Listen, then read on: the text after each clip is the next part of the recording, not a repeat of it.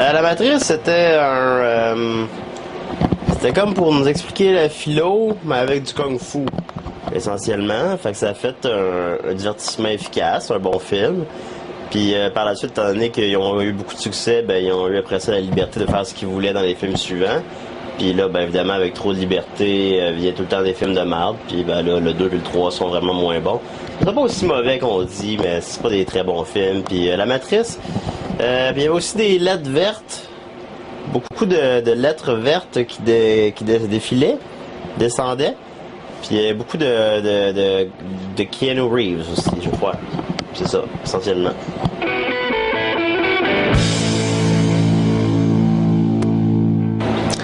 C'est une excellente question. Je préfère être assis sur un canapé, car tu peux y prendre les cuisses de ton voisin.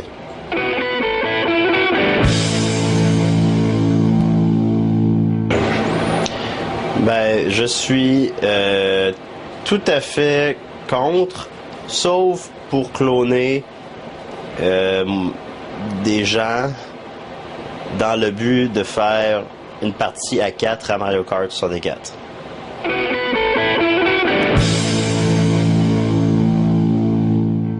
Non, je réponds pas à cette question-là. Tu veux pas répondre? Je réponds pas à cette question-là.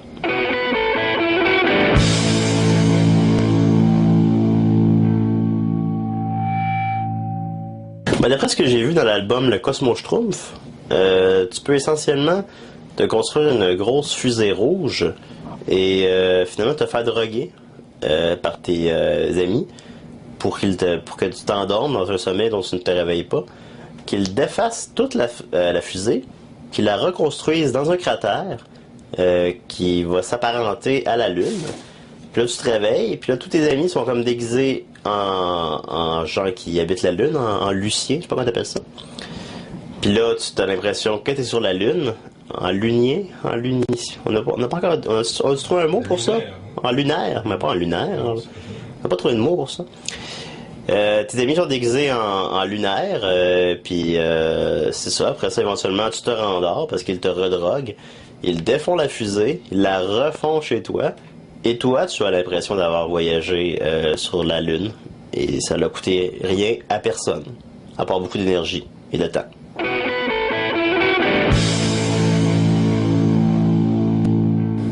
Qu'elle m'apporte de moins en moins de défis.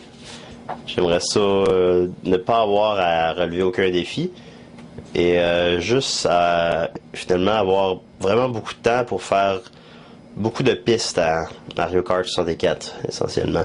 Je sais qu'ils ont sorti des nouveaux Mario Kart qui sont supérieurs, qui ont plus de pistes, plus de joueurs, plus de personnages de Nintendo. Mais moi, je m'en tiens toujours à Mario Kart 64 parce que c'est le seul que je possède. Puis, ben, si j'avais juste beaucoup de temps pour faire beaucoup de pistes avec Wario ou Donkey Kong, ben ça serait pour moi une belle journée.